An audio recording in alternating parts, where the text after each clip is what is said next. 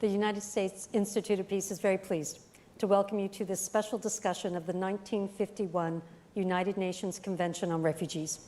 We are honored to have with us the U.S. Ambassador to the United Nations, Ambassador Linda Thomas-Greenfield, to reflect on the convention and its future.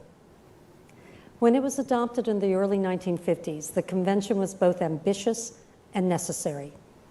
It defined a clear set of rights for people who had been forced to flee their countries because of well-founded fear of persecution.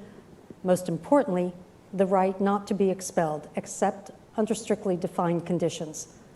The convention also established a set of responsibilities and obligations for the countries which host refugees, including the obligation to protect them. It's hard to overstate the historic significance of the convention. The convention set clear universal norms, it established binding obligations on states, and it required a level of international cooperation that was unprecedented and remains so today. The convention turned 70 this year. Many of us believe that in a world where there are now more than 26 million refugees, it's as relevant as it's ever been before. But there are others of us who wonder whether the convention can continue to be effective in the face of global disruption, pandemics, climate change, which alone could displace 1 billion people in the next 30 years, violent extremism, illicit transborder criminal networks, and interstate violence. We're very fortunate that Ambassador Thomas-Greenfield is here to discuss these issues. Ambassador Thomas-Greenfield is a distinguished diplomat with 35 years of experience in the U.S. Foreign Service, including serving as ambassador to Liberia and postings in Switzerland, Pakistan, Kenya, the Gambia, Nigeria, and Jamaica. In Washington, Ambassador Thomas-Greenfield has served as Principal Deputy Assistant Secretary in the Bureau of African Affairs and is Deputy Assistant Secretary in the Bureau of Population, Refugees, and Migration. Ambassador Thomas-Greenfield, thank you for joining us. Before we begin our conversation, please allow us to turn the floor over to you for opening comments. Well, let me just start by thanking you so much for having me here today and hosting this important event. I think recognizing the 70th year of the convention and its protocols is an important event for us to celebrate. This protocol, this convention, has survived 70 years, and for 70 years it has provided protection and rights for people who are the most vulnerable around the world. And I think it deserves our recognition, it deserves a celebration, and we deserve to recognize the important role that countries who have played host to many millions of refugees, have provided them hospitality, provided them protection, that we give those countries the recognition that they deserve after 70 years of the convention. So thank you. Ambassador, with your permission, we would like to ask you a series of questions, and we would like to start with a question about the pressure that the convention is under. So when the convention was adopted, there were roughly 2.5 million stateless people in the world. But there are now 26 million refugees, and if you add up all the people who are displaced, including people displaced in their own countries, it's well over 80 million. I think what many of us observe is that there are worrying signs that a number of countries, and you spoke about the ones that have supported and continue to support the convention, but there are worrying signs that there are others who are not upholding their obligations. It's also, I think, disturbing that year in and year out for the last 15 years, we've fallen short of the financial costs of supporting refugee operations. For 15 years, we've been able globally to mobilize the resources that are necessary. So the question that we'd like to ask you is, why aren't governments around the world upholding their end of the bargain? And what can the United States do in its privileged role to encourage more compliance? Well, thank you for that question. And let me just start out by saying the convention was a watershed moment in 1951 when it actually defined what a refugee is And it also provided protections for those refugees, and it provided for commitments of countries who signed on to the convention to protect those individuals who had been defined as a refugee. And that hasn't changed in 71 years. And it hasn't changed, the fact that it hasn't changed does not mean that commitments for protection have diminished.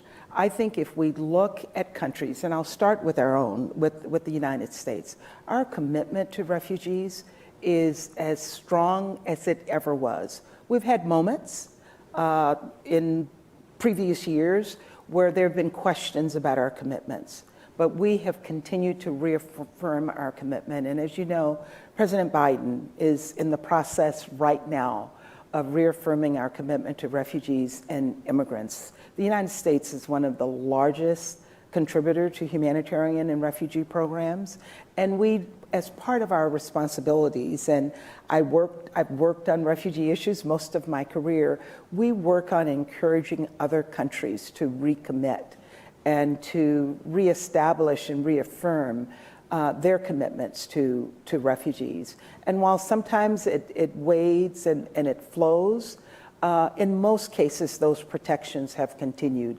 And I particularly want to give a shout out to refugee hosting countries, where there are some countries where they are hosting more refugees than they have in their own populations. And we need to support those countries and encourage them to continue with their hospitality. Ambassador, the forces that are driving migration, that are driving refugee flows, have changed over time. Many of the forces that are now the main factors behind a person's decision or being forced to leave are different than they were 70 years ago. And just to name a few: hunger, conflict, economic deprivation, and now climate change. I think many of us are concerned that we address those factors in the countries where people come from so they're not forced to flee. And in that regard, what can the U.S. do to help address those kinds of issues in countries so people don't feel that their only choice is to leave everything behind? I mean, absolutely, it is important that we focus on root causes. And as you know, the Biden administration, when we look at climate change, made the decision on the first day of the administration to rejoin the climate convention.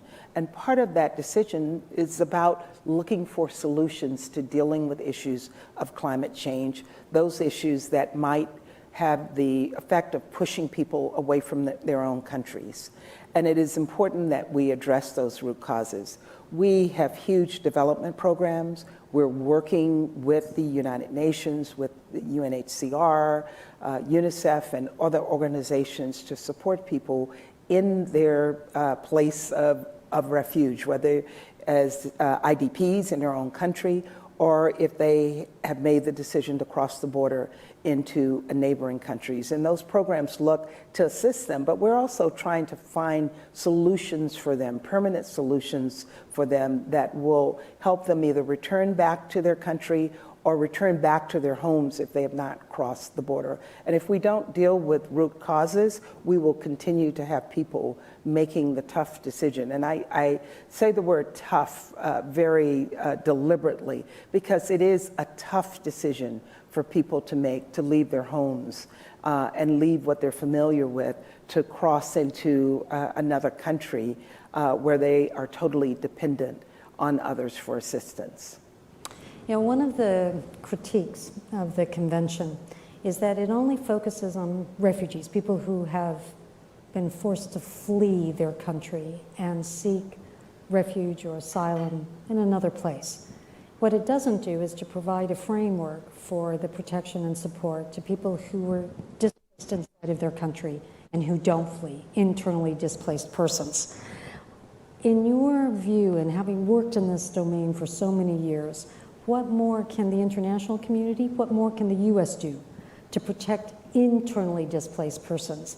And if you look proportionally at the numbers of people, this question is not without relevance. There are literally double the number of displaced people globally than there are refugees.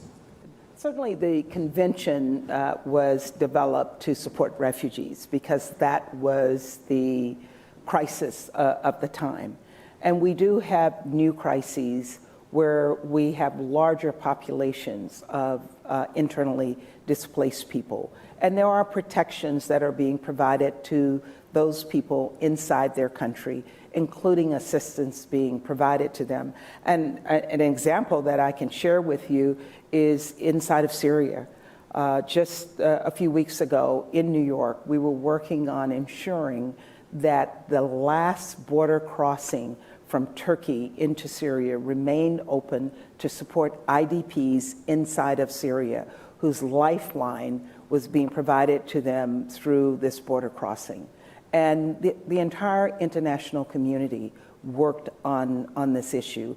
And I'm very proud that the Security Council had a unanimous vote to support keeping this border crossing open for IDPs. So I think the message here is that we're not forgetting people who are displaced inside of their countries. We're always looking for solutions. And sometimes those solutions are very difficult to achieve, but we're looking for solutions so that we can give people a lifeline of hope.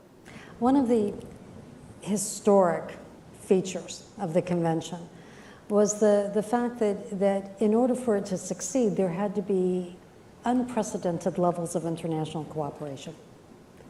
And for many of the last 70 years, we had that. There are uncomfortable questions about whether we continue to have the same level and degree and depth and breadth of that kind of cooperation, the kind that you just described for the border crossing from Turkey into Syria.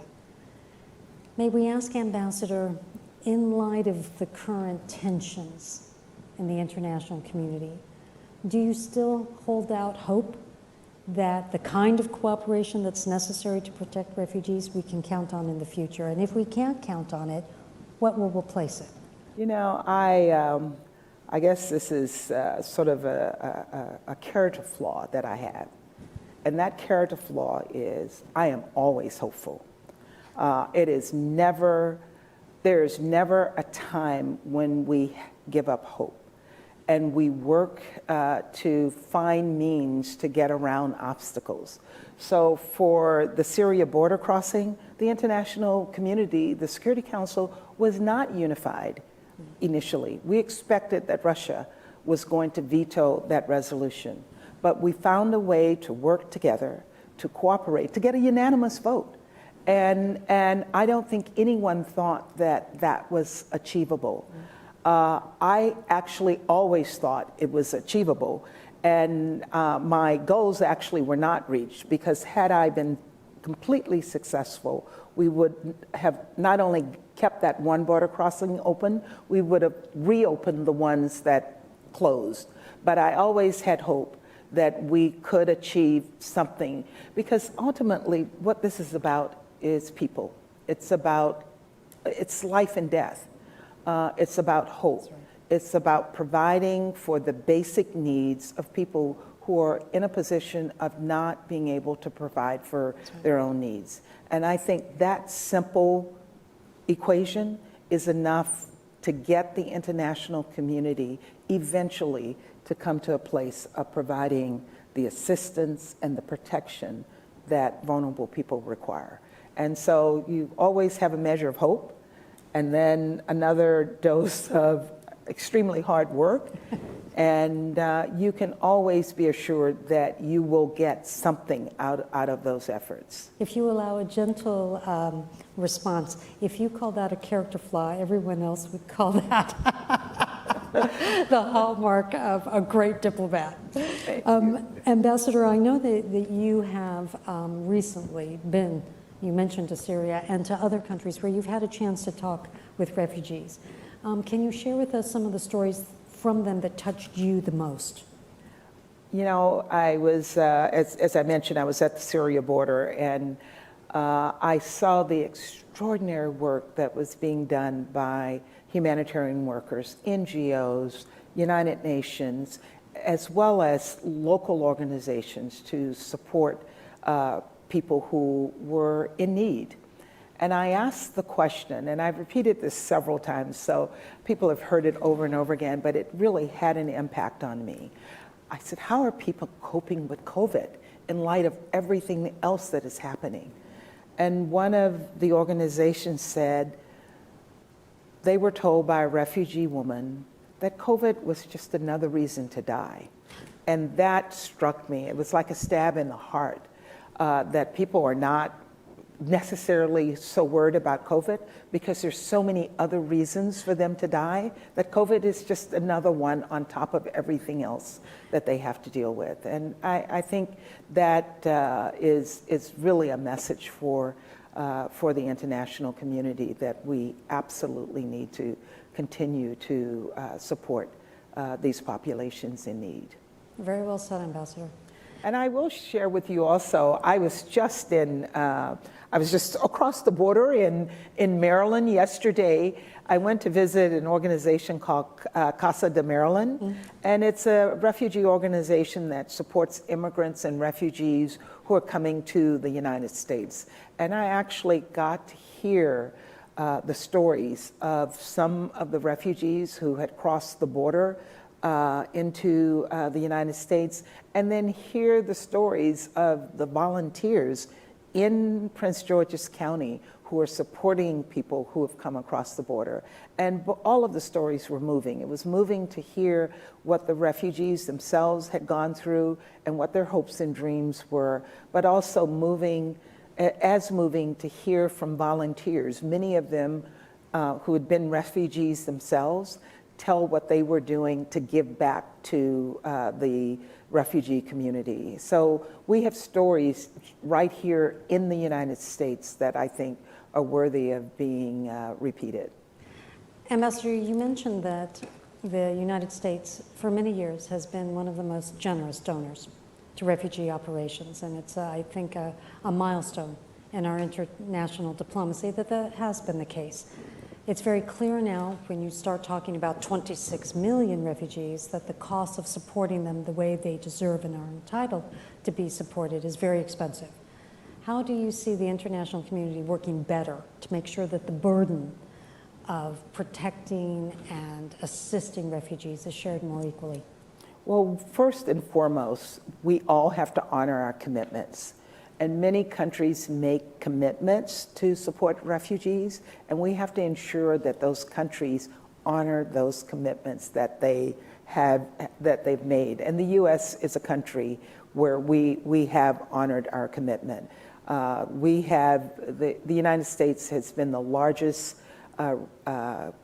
recipient of refugee resettlement. We've resettled more than 3.2 million refugees in the United States since about the 1980s, and we continue to be a beacon of hope for those refugees who are seeking asylum in the United States. We are also the largest contributor to refugee programs across the world.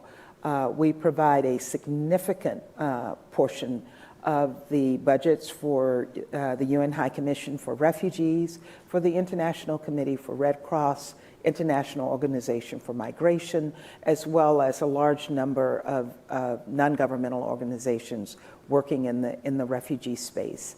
And there was a period, I have to admit, over the past 4 years where people began to question whether the U.S. commitment would continue. But I'm proud to say that we have reasserted ourselves, and we're rebuilding the infrastructure that provides support for refugee programs, and we continue to be that beacon of hope. Ambassador, that leads us to our final question. You know, I think it's very obvious to everyone that the Biden administration, that the U.S. government, has made humanitarian issues and human rights a major priority in our international and multilateral engagement. As the representative of the United States and the world's most important multilateral forum, the United Nations, what are your plans for carrying that vision, that commitment, that engagement forward? I do it every single day. It's at the forefront of everything I do. Whether it is making sure that the Security Council discusses in an open meeting the situation that's happening in Ethiopia as it relates to Tigray, and pushing every member of the Security Council to agree to having that open meeting, or using my platform to go to Syria, to go to Turkey, to the Syrian border, to raise the profile of that issue internationally, or as recently as my visit to Haiti on Friday, where I led a delegation that really had two purposes in mind. One, to say to the people of Haiti that the United States has not forgotten you, but the second, to also message to the leadership of Haiti that they had a responsibility to stabilize the situation in that country. And while ultimately we're going to require many more visits like that to achieve what we need to achieve, I work every day to keep this on the front burner.